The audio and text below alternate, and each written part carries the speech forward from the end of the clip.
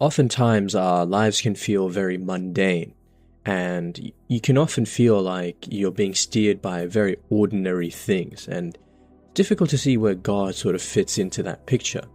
But what looks random to you or unintentional is already purposeful to God. And we're going to see in 1 Samuel chapter 9 how Saul is going to be searching for lost donkeys. We're going to see Samuel's hidden preparation, the providence of God in the ordinary things, as I said at the beginning, and how a king can be introduced long before anyone realizes what's actually taking place.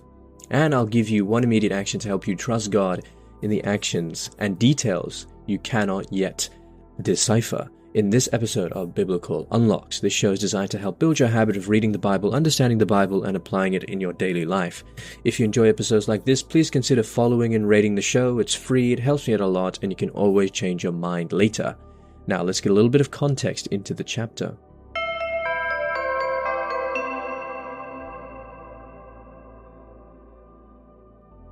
So 1 Samuel chapter 9 introduces Saul, the son of Kish, who is sent to search for his father's lost donkeys. He's unable to find them, and he and his servant decide to consult a seer, who turns out to be Samuel. Meanwhile, God has already told Samuel that the next day he will meet the man whom the Lord has chosen to be prince over Israel. So the chapter is full of ordinary movement. So we're going to see a lot of ordinary things in this chapter. People walking, they're going to be searching, asking for directions, but beneath all of it, God is arranging the future of Israel's kingship, the divine providence here. Okay, so let's read verses 1 to 5. The focus here is going to be Saul and the servant search for lost donkeys. And my question for you is, again, why is the future king, or why does the future king begin with such an ordinary, mundane task? Verse 1. There was a man of Benjamin whose name was Kish, son of Abiel, son of Zeror, son of Bechorath, son of Apipha, a Benjaminite, a man of wealth. He had a son whose name was Saul, a handsome young man. There was not a man among the Israelites more handsome than he. He stood head and shoulders above everyone else. Now the donkeys of Kish, Saul's father, had strayed. So Kish said to his son Saul, "Take one of the young men with you, go and look for the donkeys." He passed through the hill country of Ephraim and passed through the land of Shalisha, but they did not find them. And they passed through the land of Shalim, but they were not there. Then he passed through the land of Benjamin, but they did not find them.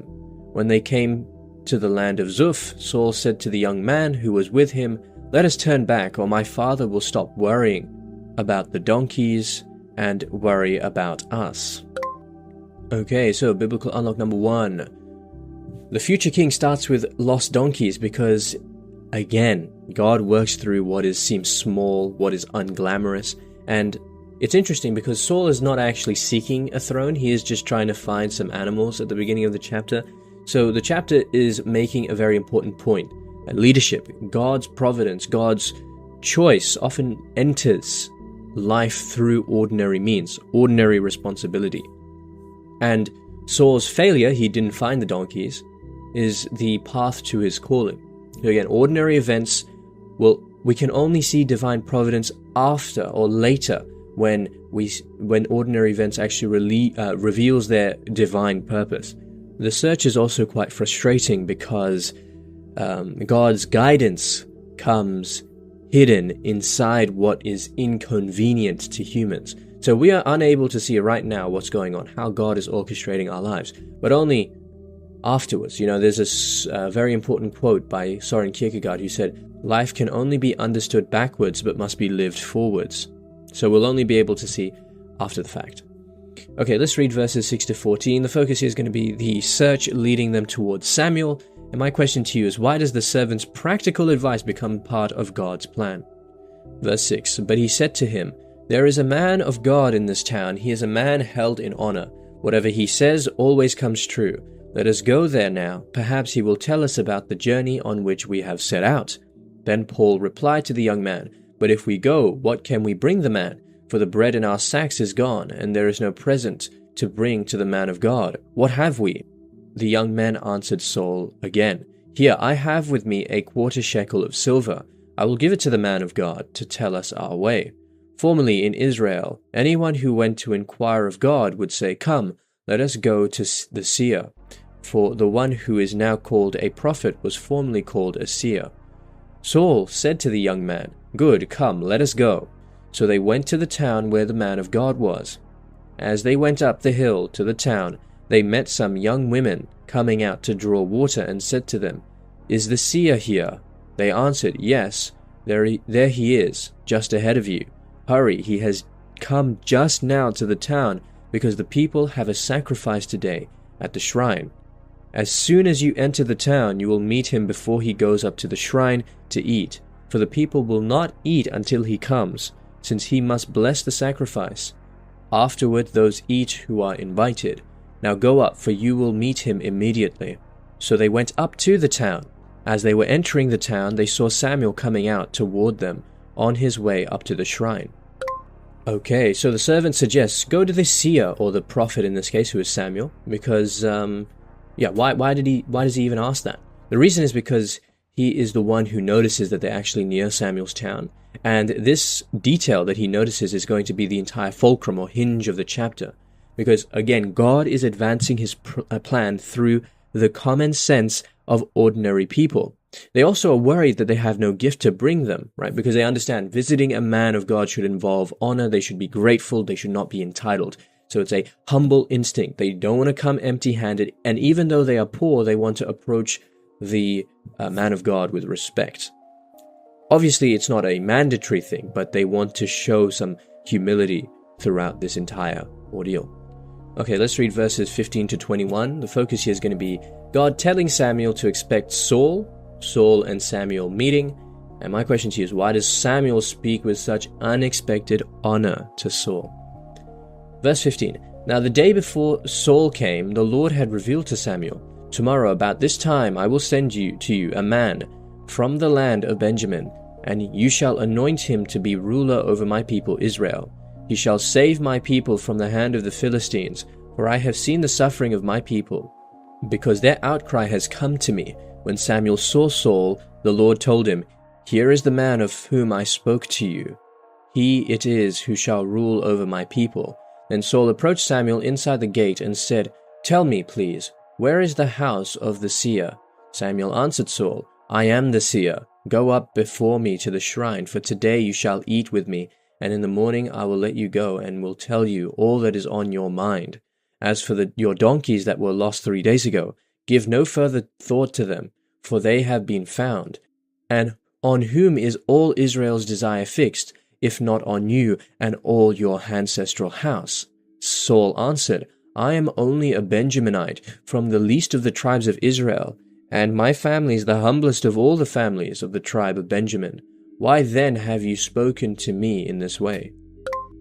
Okay, we see, very interestingly, that God tells Samuel about Saul before Saul actually arrives. Because again, divine calling is preceding our human awareness, and Samuel does not discover Saul by accident. He is prepared by God to receive him. So the text is showing us something important, that God has already chosen before Saul knows he's been chosen. That's the first thing. The second thing is, Saul says that he is from Benjamin, the smallest and the least of the tribes of Benjamin. And he sets up the irony of his kingship in this way, because he's saying, I'm in the smallest tribe. But remember, in the Bible, we see this pattern of the first being last and the last being first, in the sense that the smallest tribe is being lifted into the most visible and most authoritative role in the entire kingdom. That is, the king. And it's interesting because Samuel speaks to Saul very honorably, because Samuel sees beyond Saul's outward search to God's hidden providence and purpose. And his words are fully out of respect, right? Because the Lord has marked this man out for his greater purposes. Okay, let's read verses 22 to 27 now. Saul is going to be seated first and then privately informed. Then Samuel took Saul and the young man and brought them into the hall and gave them a place at the head of those who had been invited, of whom there were about 30. Verse 23. And Samuel said to the cook, "Bring the portion that I gave you, the one I asked you to put aside." The cook took up the upper thigh and set it before Saul. Samuel said, "See, what was reserved is set before you. Eat, for it was kept for you for this appointed time, so that you might eat with the guests." So Saul ate with Samuel that day. When they came down from the shrine into the town, a bed was spread for Saul on the roof, and he lay down to sleep. Then at the break of dawn, Samuel called to Saul upon the roof, "Get up, so that I may send you on your way." Saul got up, and both he and Samuel went out into the street. As they were going down to the outskirts of the town, Samuel said to Saul, "Tell the young man to go on before us, and when he has passed on, stop here yourself for a while, that I may make known to you the word of God." So we see here right at the end, we don't see a coronation, right? We don't see any great show that he is the king. Instead, God's kingship in Israel is actually beginning through hidden preparation, because Saul is not yet going to be publicly enthroned. Instead, Samuel's laying the private and imperceptible groundwork. This is a form of a hidden beginning. That's what's happening here. And the second thing that we're seeing here is Samuel says that the Lord has appointed Saul over his inheritance. So everything is under divine rule. Even though he is the king is ultimately under the authority of God, not outside God's hand. And the deepest lesson from this chapter is that the path to his kingship was prepared through ordinary obedience. Saul does not know the full meaning of his day's frustrations, but we do, because the lost donkeys has actually become the path to Israel's next ruler. Okay, let's see how this chapter fulfills Jesus Christ.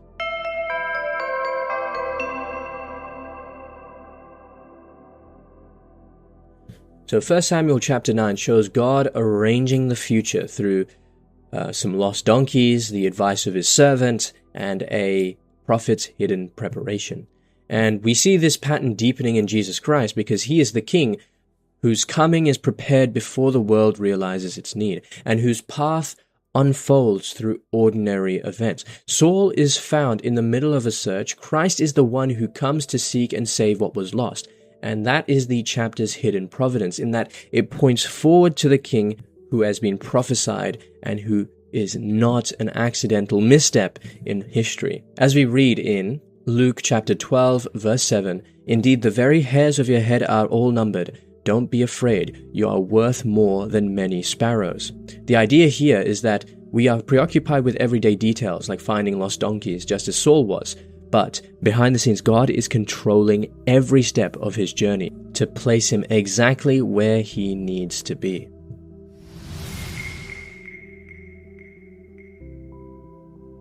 Alright, so how can we apply this chapter in our everyday life? I think there are many instances, innumerable instances, where we see very frustrating things in our lives. There are a lot of frustrating details in our lives where we think, okay, why is this happening to me? This is so annoying. This is so irritating. Why is this happening? And we're going to ask, what if God is using this to lead me somewhere? It may seem crazy, but just think about it, right? Who would have thought that when his father told him to look for some donkeys, told Saul to look to some donkeys, he was actually going to be the king of Israel straight afterwards? Well, not straight afterwards. Obviously, there's going to be a little bit of time, but just think about it. Even the most imperceptible and mundane of actions could be God's providence working.